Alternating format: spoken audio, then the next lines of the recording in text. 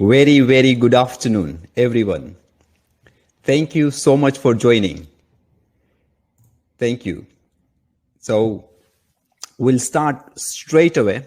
We are here to discuss sole representative visa webinar, and we'll find out what documents do you need to get sole rep visa. We'll find out the eligibility requirement. We'll also deal with a lot of your questions. Now, would you mind saying just yes if you can hear me loud and clear? All I need to, if you can type the response in the chat box, yes, that'd be great for me, please. Can you hear me loud and clear?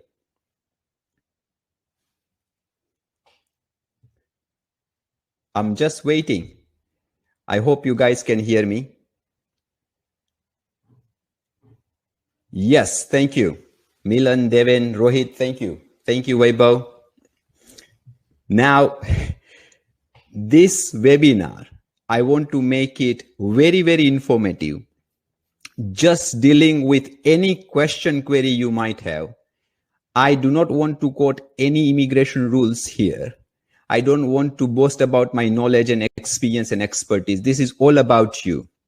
So next 1 hour, I want to answer any questions, and I want to make it simple and straightforward for you to submit this sole representative visa application. And if you need our help, our services, we can advise on that too. So stay tuned for next 1 hour. It's just you. It's all about you. So let's quickly start our presentation.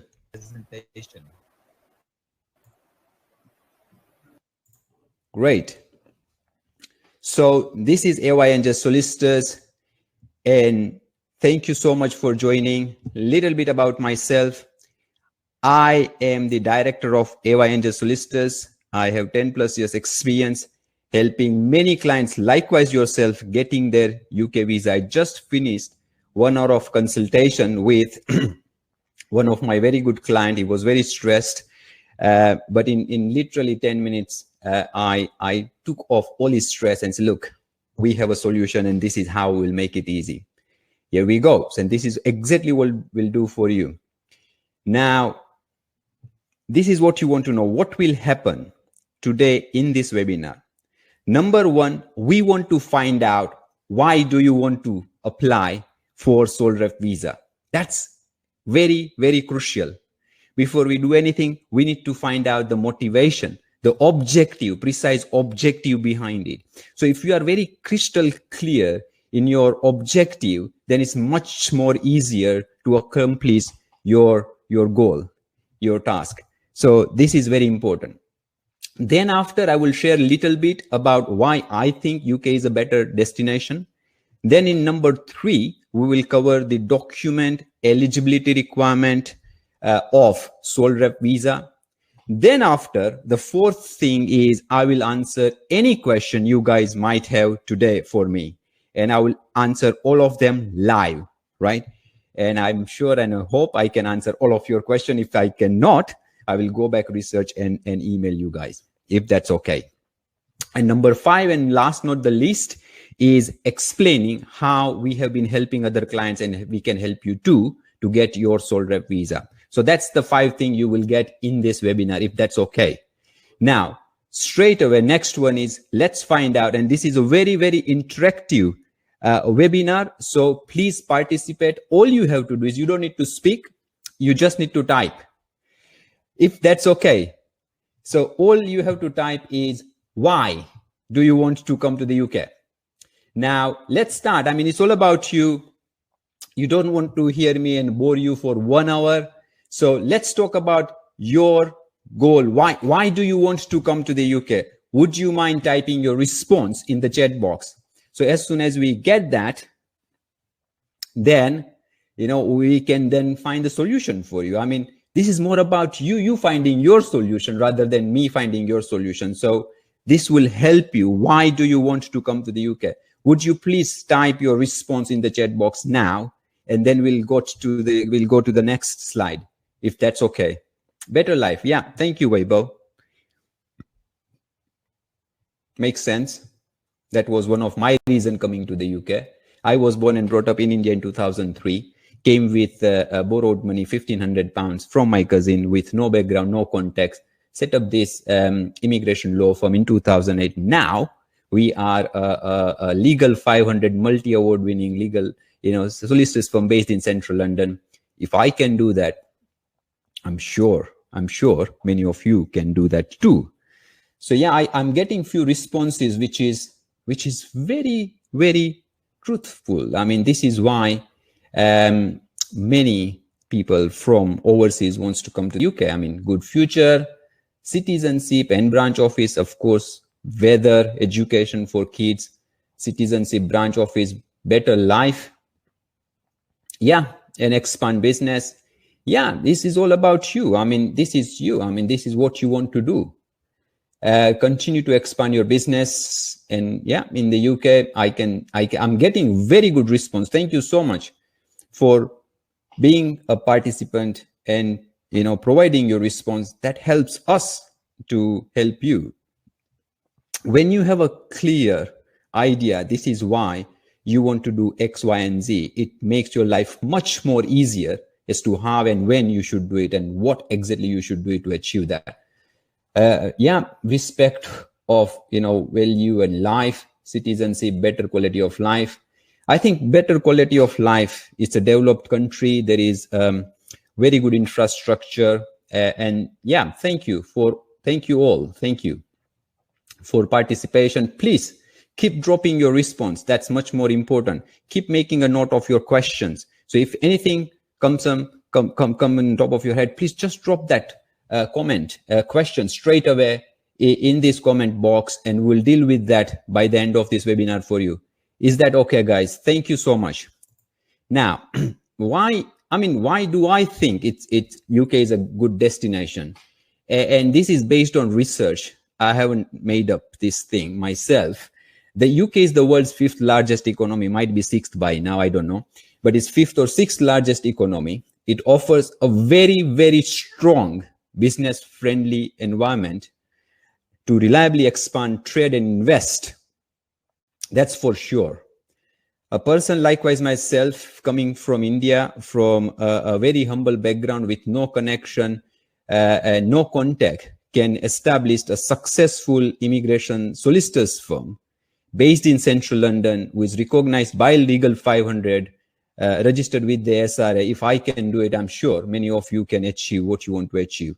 It's a very fair country, I would say. Very, the justice system is the best of the best in the world, I would say. And I'm sure no one can deny that. It's the best justice system in the world. And what I like the most is this is the land of opportunity. For me, of course, yes. And I'm sure it can and it will turn out for you too. So stability and security is there. There is a transparency, simplicity, diplomacy, and influence. This is what the UK offers. Then why would you choose to the UK? And some of you might resonate with all these. Free medical healthcare, free school for education, free school education. There is a sense of security and safety. So if I'm traveling outside, it's late night, I would worry less if I was to travel back home at the same time. If I was to see a policeman, I do, with my son, he's 11-year-old, and when we go out for a short walk, and when we see a policeman, policeman will come and say, "Hello, sir, how are you?" So it gives a sense of safety and security being in the UK. Developed country, of course, when I have to travel, I can quickly, 20 miles, I can just pass through Zoop, 20 minutes. Very, very good experience for me. And then British passport, beautiful. I can travel 170 plus country without any visa. It helps, easy to do business. You can open limited company within 24 hours. Can you believe that? You can open a limited company in the UK in 24 hours. Quick, easy. You can open bank account in a couple of hours in the UK. So That's how it is easy to do a business, and it's a shorter travel time. That's what I've heard a lot as well from many people. It's a shorter travel time to many Asian, European subcontinent, of course, countries, India, Pakistan. It's a lot shorter than travel to USA from, let's say, Asian subcontinent. Now, what is eligibility? I think so. This is number one, a question for many attendees, and the survey we have been running, and the question we are getting from hundreds of inquiries we do get every month on sole representative visa. And their core question is, what is the eligibility of this sole representative visa? And as I said, I will make it very simple, no complexity at all in my webinar. It's like a layman terms. This is how I do it. Feel free to ask clarification if it's not clearer to you. So sole representative visa has been designed to facilitate the expansion of overseas companies as a branch office in the UK. So overseas company can open a branch office easily in the UK, so that they brought in this sole representative visa. Now you will ask me, say, what sort of business do qualify for sole representative visa? And the answer is very simple. You have to tell me, do you think of opening, or could you open a branch office of your business in the UK? It can be any business, literally any business. It doesn't need to be a multi-million pound turnover. It doesn't need to be a multi-crore rupees or, a turnover. It can be small business, it can be medium, or it can be a large business. Anyone, any business can apply for a sole representative visa as long as they have a genuine business plan, viability of that idea, and feasibility of that idea. And we'll touch on those points shortly. So please stay with me. As long as you can think there is a branch. So for an example, there was an oil exploration company we helped recently, was in Middle East, and they wanted to expand to the UK. And they said, okay, this is how we will open a branch office, and this is how we'll serve the UK clients. So this is how we'll expand to serve, expand our services, or to sell some product. You can sell your product, you can sell your services. It's just an expansion. What they are saying is you cannot make the UK as your headquarter. So your headquarter should and will remain overseas all the time. So this is very important.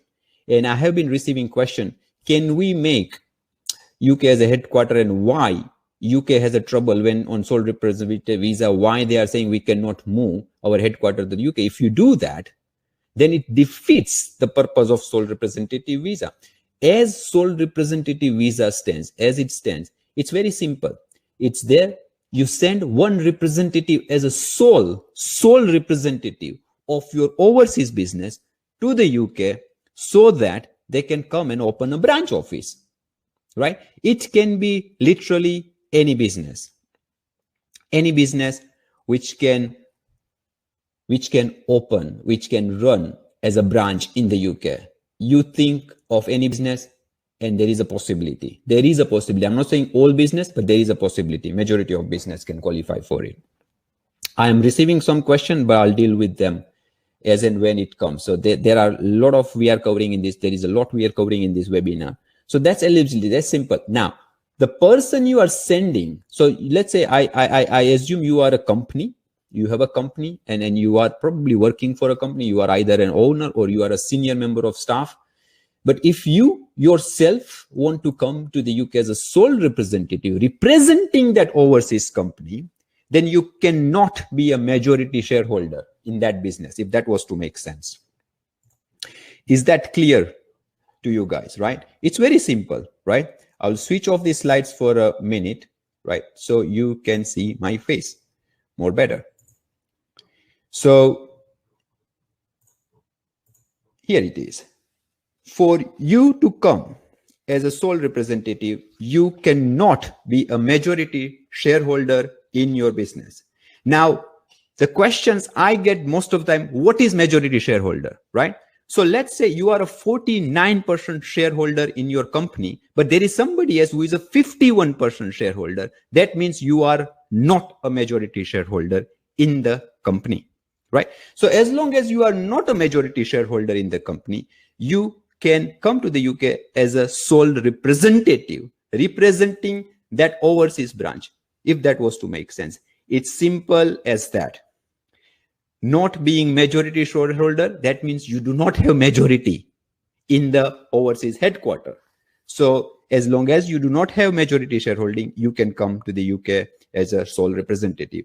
Very tricky question I get is, what if my wife is majority shareholder, but I am not? Can I come and then bring her over as a dependent? Now, what do you think of that? That is defeating the purpose of sole representative visa, right? So in that case, no, just recently, Home Office has changed the rules, right? Brought in the genuineness of sole representative, right? They incorporated this change in the immigration rule and say, hey, look, you can't do that, right? You can't bypass the requirement indirectly. Say, okay, my wife is a majority shareholder, I am not, I'll come as a sole rep, and then she become dependent. Then if she was to join, then what? It's same thing, right? So it's not allowed. Indirect ownership, no, it's not good. So as long as you are not a genuine shareholder, a majority shareholder, you can join the UK and come to the UK as a sole representative. That's the eligibility requirement. Now, how much money do I need to invest? There is no hard and fast requirement.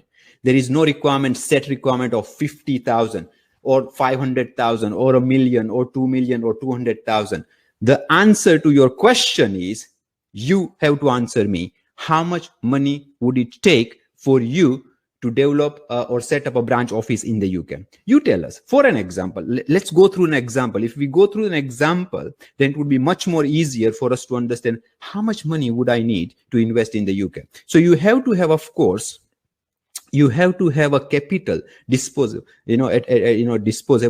amount to invest in the UK to open branch office. So for an example, you are an IT company, and this is just an example, a hypothetical example, right? So you are an IT company.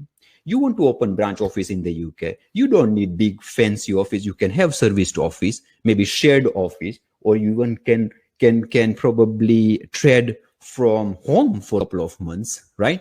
So it doesn't cost much.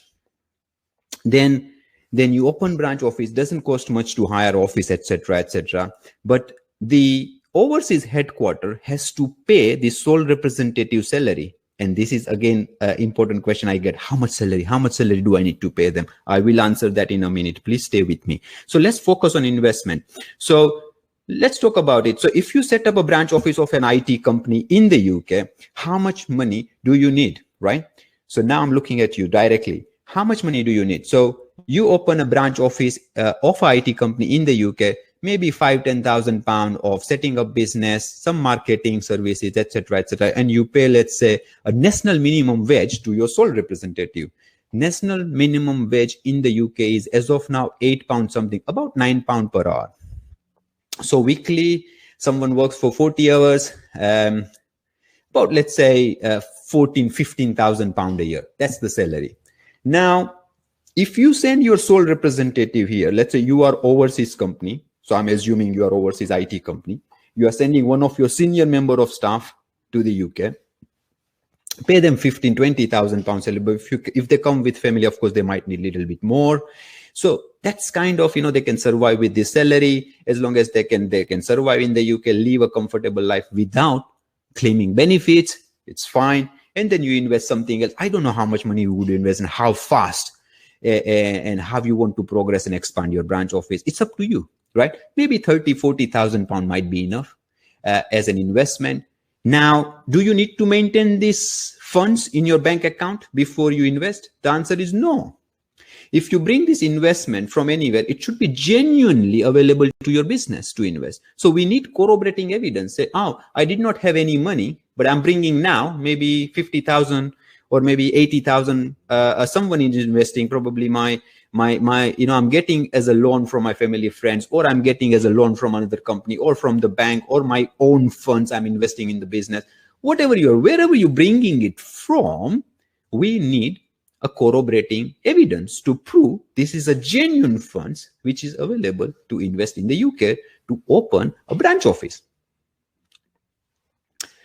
I think I'm making sense. I hope so. Can you guys say yes? If not, just say no, right? I want to receive your feedback, please. I don't want to speak to myself because I can't see you. So would you mind, please, drop a message there if you can. Can you hear me, please?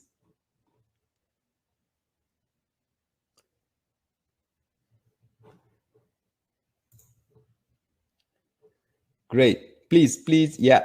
Does it make sense? Thank you, Atik. Thank you. Does make sense to most of you. Very kind of you, sir. Thank you. So let's go to, so we talked about senior member of staff. Now, majority shareholding. We talked about investment side of it. Then the person who is coming to the UK should be senior member of staff, who should have authority to make decision on behalf of the company. That's again an important part of it. The next question I get asked a lot is, how many months should this employee be employed with the company? This is practical question. This is very practical, right? And I do get this question a lot. So they ask me question, how many months would this employee be employed with the company so that he or she could qualify for sole rep? There is no hard and fast requirement. You could have hired this person last month, right? Or this person could have been with your company probably for a few years. There is no hard and fast requirement. He or she should be a senior member of staff of your business, and you think they are the best people to make a decision on your behalf, on behalf of your company, to set up a branch office in the UK.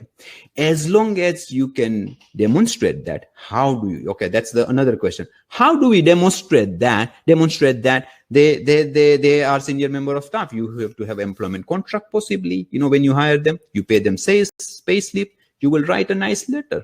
Why you think what you think. They would have relevant qualification, experience, and this is why probably you would hire them as a senior member of staff. I'm sure you will not hire anybody as a senior member of staff and then send them to the UK as a sole rep, right? So that's simple as that. So we found the right person. We understood this, investment requirement.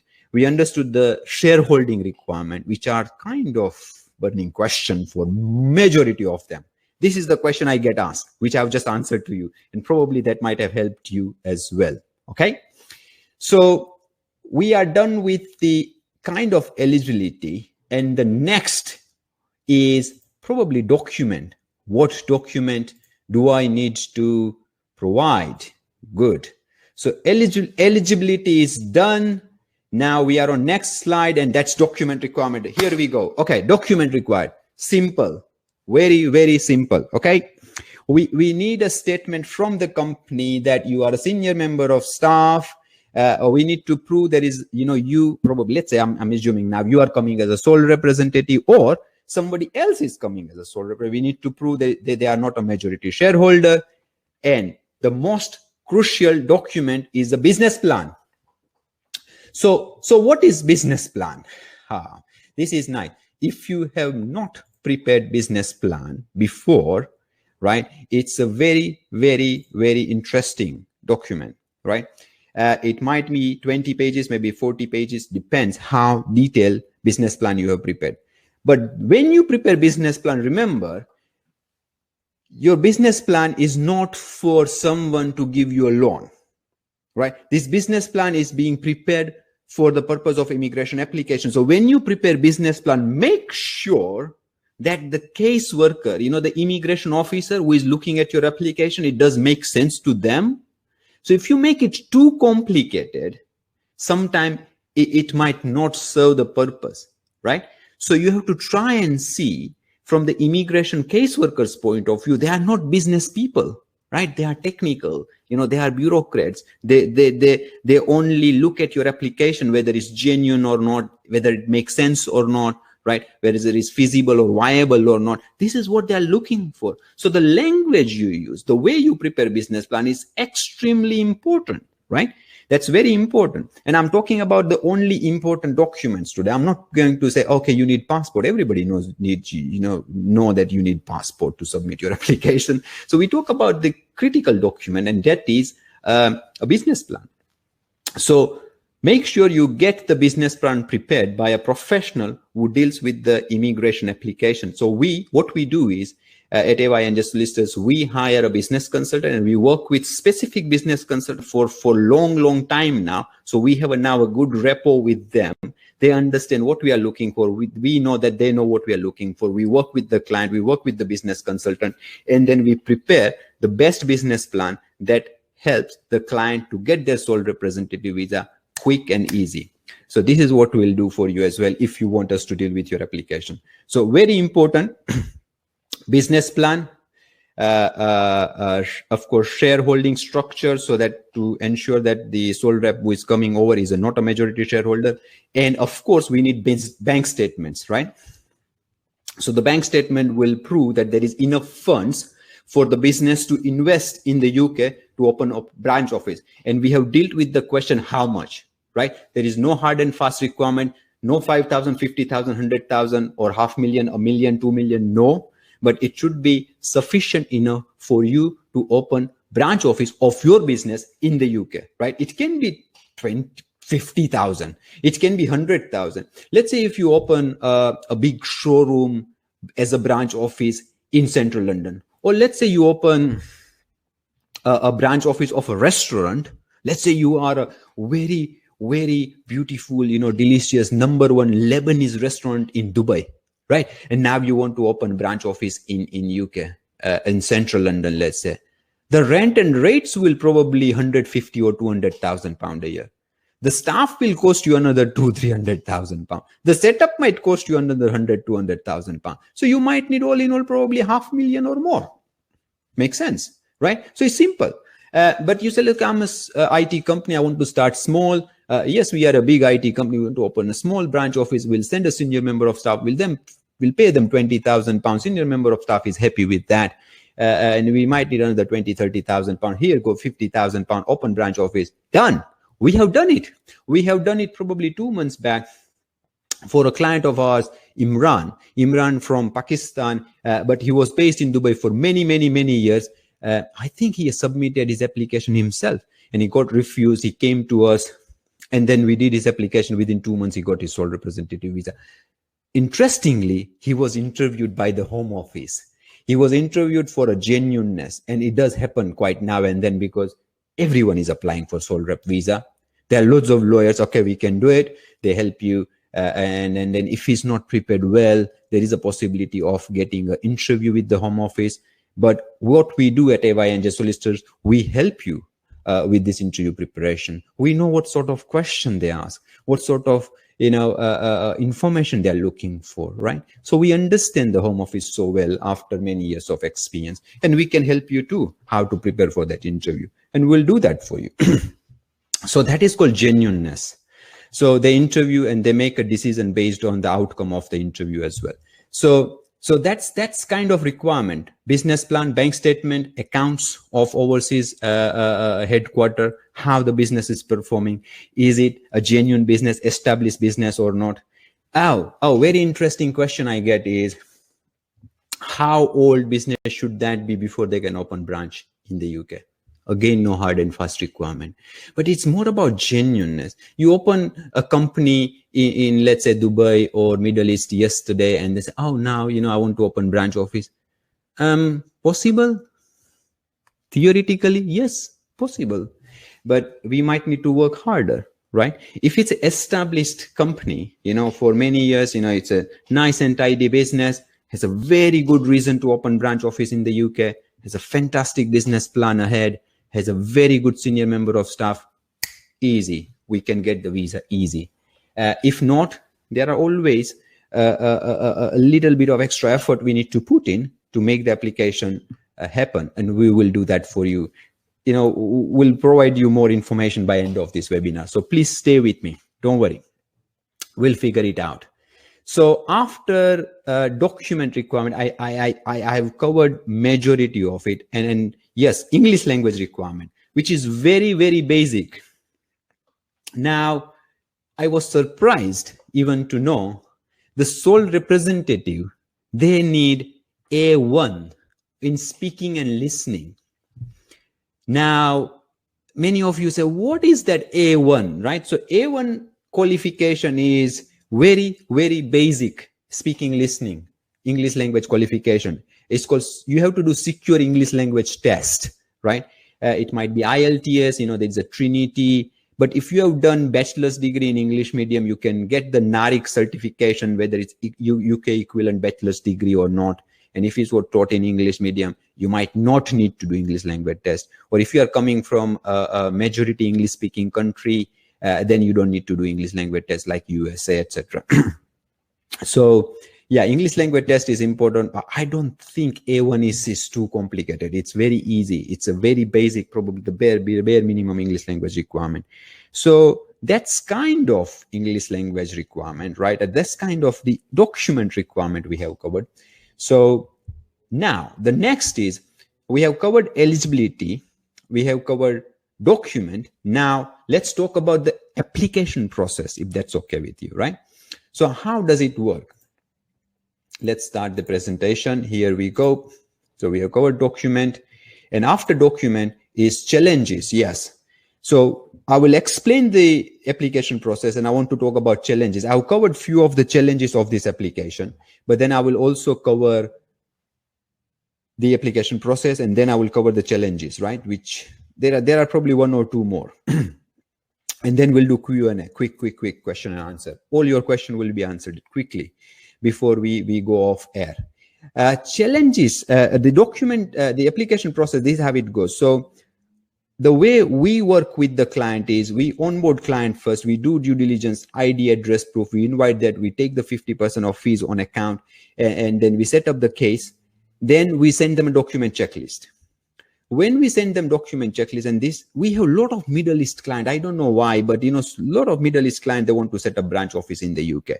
So what happens? Let's say in Dubai, there is a complication around shareholding. So there is a local person who is 51% shareholder, the person who is 49%. So of course they are not a majority shareholder, so they can come as a sole rep, but they need to get the certification about the shareholding, etc. So there are practical challenges getting this document. So based on our experience, we can guide you to the right place in the right way to get these documents quickly, because we have done it in majority of common countries we get the clients from. So we have this hands-on experience, right? What documents you need. So we provide you document checklist. We provide you a bespoke hands-on experience-based advice where you should go and what you should get in to qualify for the application. Once you have the all documents, it takes about 2 months or less than 2 months, depending how fast you move to get us the document we need.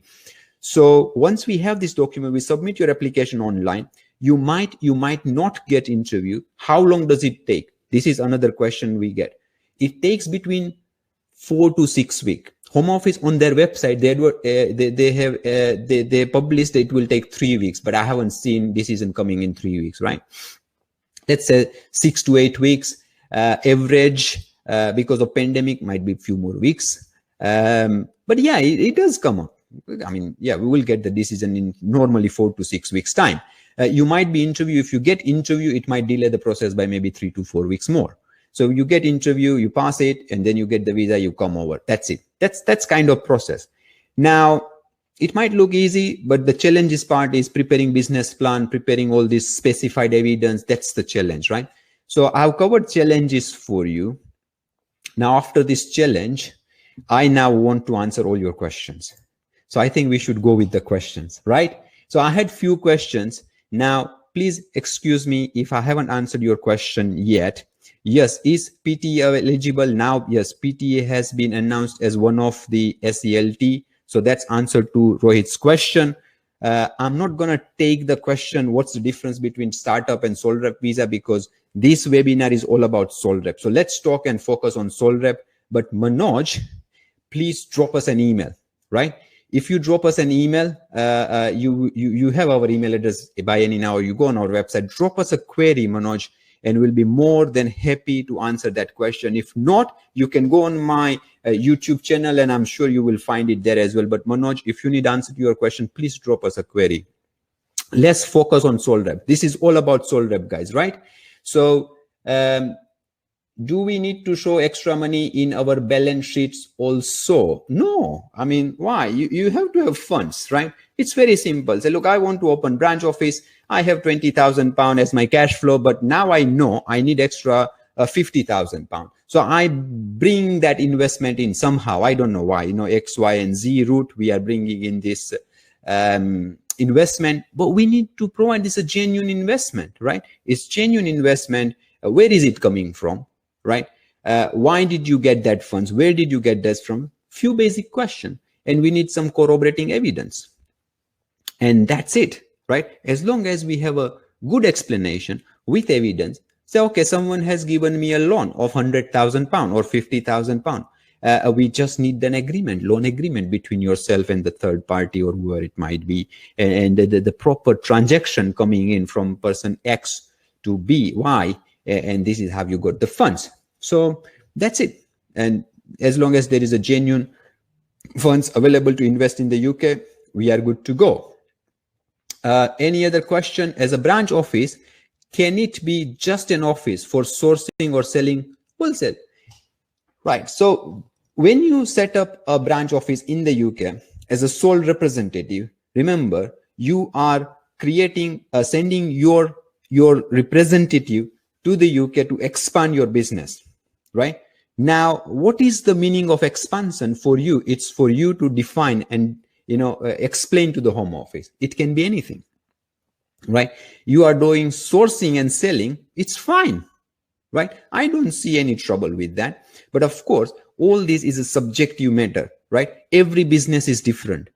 Every business, it might be, it might look identical, but when we talk to businesses, it might turn out to be completely different, right? So they have a completely different idea. So we can talk one by one, right? We have to assess every business case by case basis. But Kashim, and I think I spoke with you, Kashim, yesterday, and we started application today itself for Kashim, right? If that's the Kashim I'm speaking with, Kashim, if that's the Kashim, please say yes in the message. I spoke with Kashim yesterday for 5 minutes. Kashim said, let's go now. We start the process tomorrow, and we started the process today. And that's the Kashim from Middle East. Thank you, Kashim. Mahmoud is saying, yes, Kasim. Thank you, Kasim. That's the Kasim. Thank you. So Kasim got referred by one of my current client, and this client said, no, you must speak with Yash. He spoke with me, Kasim, and said, this is what, yes, yesterday. Thank you, Kasim. So we spoke with Kasim yesterday. Kasim, so this is option one, option. No, I don't want to talk about option two. Let's go with option one, ASAP. I need this holder. Thank you. And we started the case today, Kasim, and we will look after you. We promise you, Kasim, on this public domain. I'm telling you, we will look after you. So Mahmoud is saying, I got 25,000 pounds in Halifax, UK. Can be, yes, of course. Any funds, as long as it's a genuine funds. This is beautiful. I think so visa category where there is a no scrutiny, tight requirement. There is no tight requirement. You have as long as genuine funds, and as you can prove that there's a genuinely available to expand the branch office, you can use that. Let me answer the question of Daniel now. Branch office of my company is the same as open a new company in the UK, or can use the same foreign company of my company is the same as open a new company in the UK, or can use the same foreign company. It's the same. I'm sorry, I'm just having difficulty understanding question. If someone can rephrase this for me, that'd be great. Branch office of my company is the same as open a new company in the UK. Oh, I got it. So, this is interesting question, and thank you for asking, Daniel. So when you open branch office, normally, people, they open new limited company, but this limited company in the UK will be owned by the foreign company 100%, right? So 100% it will be owned by the foreign parent company. All right. Now you say, no, I don't want to open this limited company. So, okay, if you don't want to do that, you said, okay, you are sending a sole representative with a view of expanding your business as a branch. How would you prove that? What exactly would you do? Yes, you can operate with an office. Yes. But then when it goes for, so initially you get for 3 years, then you have to go for another 2 years of extension, Daniel, right? So when you do that, the question is, how would you prove you have run through some economic activity, right? And let's touch base on the question, how would we get extension, right? So at the time of extension, you need to prove there has been a genuine activity of with a view. Remember, this view is, I will put it in inverted comma, with a view of expanding your overseas headquarters to the UK, right? This is what you need to prove, right? You do not need to make any profit necessarily, right? You are coming here with a view of course, making a profit, right? But same time, it's not necessary, right? It has to be with a view. What have you been doing all these years, right? That's very important. So if we can prove there has been a genuine effort, now this effort you can prove by, let's say, okay, I am a manufacturer in India. I am sending one of my senior member of staff to expand to the UK as a branch office. He is here now, right? He is contacting 1,000 companies here to buy their product or service, and he could not sign up any deal. And what happens at the end of year? They make a loss of £50,000, right? Paying rent, rates, salary, expenses, marketing, etc. Would they qualify for extension? My answer is yes, they will qualify because they have tried enough. It's not a fake sole rep. He's a genuine sole rep. It's just, he could not succeed. Thank you, Daniel. Thank you. I have answered question. Now, he said, we are two partners with 50% shareholding. Can one of us apply? No. So he said, you should not be a majority shareholder, but you are not even a minority shareholder, right? So it's like in between. So my answer is, I'm sorry, but I might be wrong, but I would not take that application because it doesn't make sense. He said, look, I'm not a majority shareholder, but can you call yourself minority shareholder? No. Home Office will not be very happy with that. I haven't tried I never tried. Hi, Pragati, I have 100,000 or 1 million GBP investment, but in cash, not transactions. Can I apply? So if you have cash £1 million or £100,000 and your idea of setting up branch office in the UK does fit in there, and if you can open and run the branch office, right, or your business as a branch in the UK with that funds, then yes, why not? Of course you can. How much time I have to spend in the UK in absence? Do I need to pay property rent where I'm living? Do we need to show where we are living? Oh, yeah. This is very important for you to get settlement, right? This is very important. Probably majority of you want to know, oh, I want settlement. I want permanent residency. Yes, you will get permanent residency only if you spend in the UK continuous 5 years under this route, right? 5 years in the UK and stay in the UK every year at least 180 days. So you have to stay in the UK 180 days, which is 6 months. So half of the time here, half of the time there, it's fine. Anything more than that, you will not qualify for permanent residency, settlement, or ILR, right? So that's the residency requirement. How much time do I do? So that's done. Do I need to pay property rent where I'm living? Of course, if there is a rent to pay for property, you have to pay for it, right? Do we need to show where we are living? Yeah, I mean, it's not about where you're living, it's not about you, it's about your sole representative visa. So you need to prove at the time of extension, how did you expand or probably set up a branch office?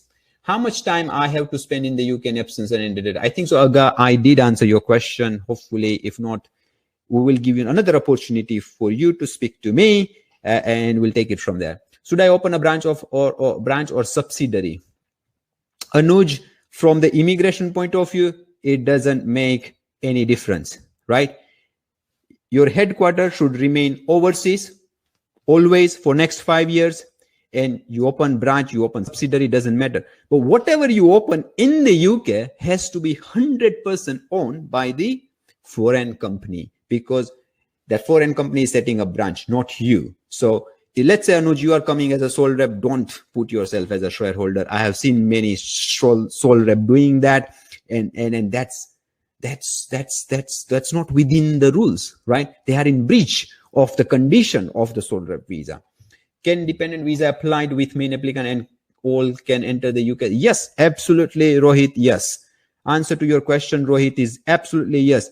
Rohit is asking, can dependent visa applied with? Yes. Dependent, main applicant, dependent is spouse, right? It's be husband or wife or unmarried partner, and children under 18 years old can apply same time, and all of them, they will get visa. Now, sole representative is here with a view of expanding a branch office in the UK. They cannot work with any other employer or cannot do any other economic activity, but the dependent can work unrestricted, right? So there is no restriction on dependent.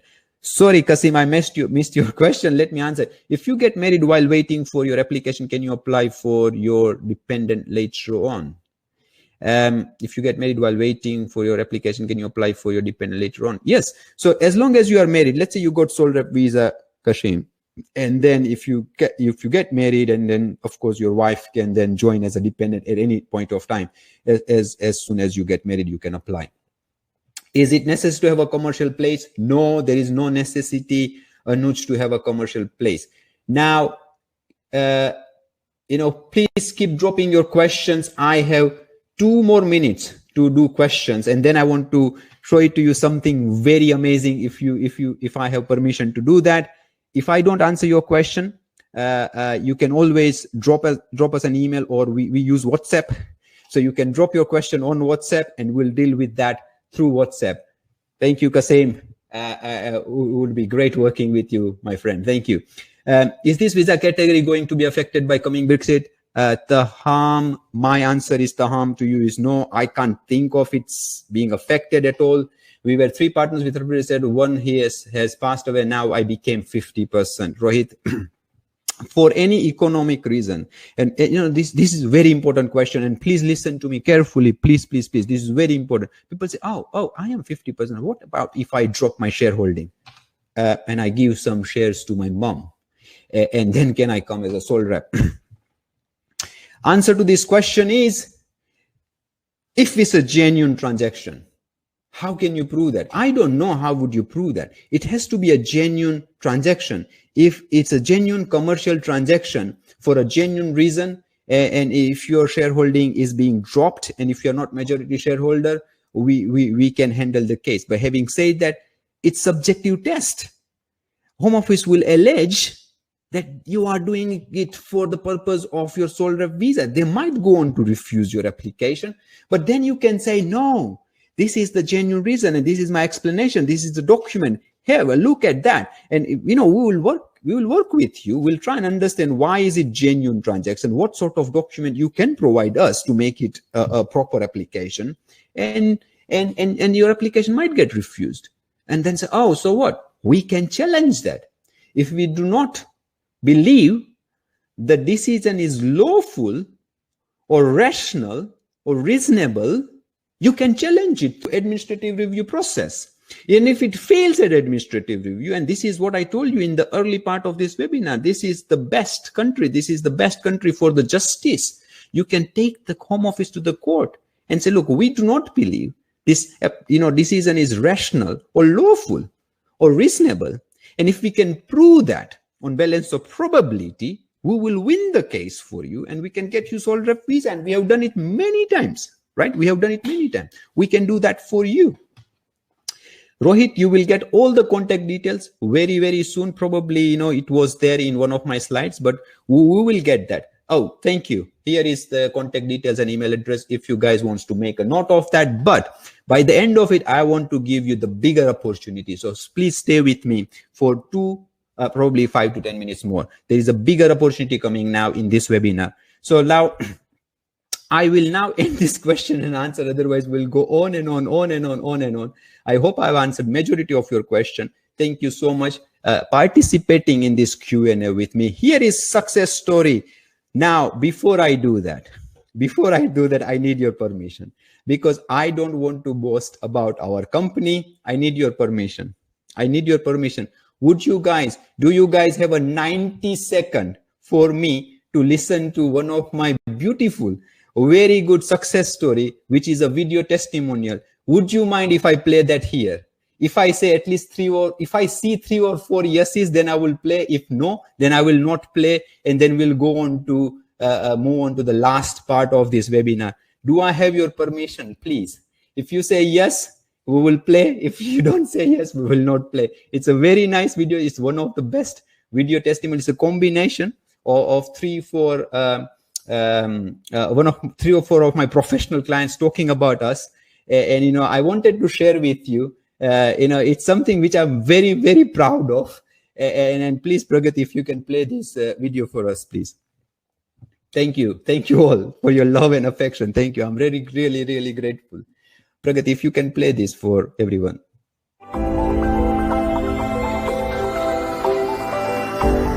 My name is Harish Rane. My name is Anand Patel. My name is Steve Barr. They really care. When we reach out to them, they understand the moment of urgency. They were completely different, and they made me feel reassured. After talking with them, it made me feel safe and confident. AYJ sounded like they knew what they were talking about. They've been in tune with your requirement. They understand what your needs are. It's their professionalism. It's the personal touch. They've made me feel that it was no longer my problem. Really smart and think logically. That's very important.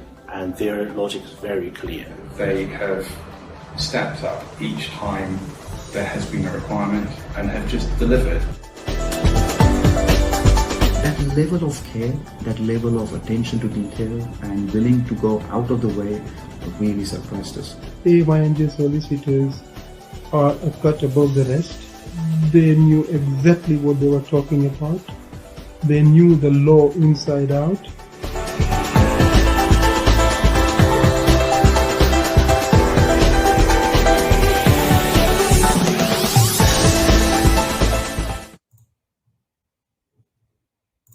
Thank you. I hope you are there with me. Thank you for spending these 90 seconds. Thank you. Thank you. Thank you so much. Now, the last part of this webinar is what I wanted to share with you. And I'm going to give you the biggest opportunity to speak with me as well. You will get a link to book a call with me if you want by end of it. So stay with me for 2 more minutes. And here, some of you might say, oh, but I've been speaking with other lawyers. You are very expensive. No problem. Why we are expensive? Because we are here to bring you results. We have a tried and trusted track record. You have a video testimonial. We have 1,000+ reviews on Trustpilot and Google. We have served 4,000+ clients, right? So that is what we provide. We go extra mile. For an example, I had a client named Meet from India. He said, Yash, I can't get the document. I need a reference letter from one of the company I worked with, but they are not happy to give me reference. We are preparing different application. And this is an example. This is how I have brought in a difference. I said, okay, do one thing. You can go there. You can tell them, look, you are an IT company, right? When I'm getting my global talent visa, when I go there, I will represent your company and I'll help you to expand your branch. But before I do that, I need your help. Can you give me this reference? I say, yes, of course, I will give you reference. This is how we bring in difference in people's life. This is not about just, hey, give me ABC and we'll get you X, Y, and Z. You have to think outside box. It might not be the law. It might be something else. And that is going an extra mile, going out of box thinking. And that makes the difference in the entire outcome of the application. And this is what we are here to do for you. Now, We provide like, a complete head loading. Meet called me yesterday, probably messaged me 10 o'clock. I was just doing some my email. I said, look, Meet, I have a very busy day. I'm doing a webinar on SolRep. But if you have something, I can speak with you 2 to 3 minutes. Say, Yash, no problem. 2 minutes. Dot. I spoke with him, answered his question, out of the way on WhatsApp from India. Done, right? This is how we do it. That is the value. Last not the least, this is what I do. Everyone, talking about fees, and there is a surprise, right? If we start the process, someone is talking about the guarantee. We'll cover that guarantee part. All you have to do is book a call with me. There is a link in your chat. There is a calendly.com. That's the link. Book a call with me now, right now, if you are interested. And then I'll explain if I can offer some guarantee, right? That's what you want. If you're going with option 1, we have something for you. I did offer something yesterday as a surprise to Kashim, and we will not disclose. We'll keep that as a surprise. If we start working, let's say in a week time, we will talk about the fees, have you pay what you pay, and I will cover that assurance part as well. When we speak on the call, you and me will talk about that as well. So please go on, book a call now. There is a Calendly link on your web chat. Please book the call now with me, and we'll talk about it if you are interested for us to work with you. So this is the call. We can start working. There are 3 options. You don't need to pay us fees. It's all no obligation call. You don't need to pay for the call. Taham, thank you. Thank you so much. You are an excellent firm. You should also do Innovator Visa by investment. Innovator Visa, I am not doing it for a reason. And there is a reason. And I'm sure there is a good reason behind it, right? And I don't want to talk about it today on this call. This is all about SolRep. There is a very good reason, Taham, why I'm not doing Innovator Visa. And I did cover in my other webinar. But I just want to keep it. This is a SolRep Visa webinar. Thank you, everyone, for being with me today. It was a really, really nice speaking with 2025 of you. Thank you so much. I will take a leave now. Please book the call with me. Use that link, and I'll speak with you very soon. Thank you so much. Bye-bye. Bye-bye. Take care.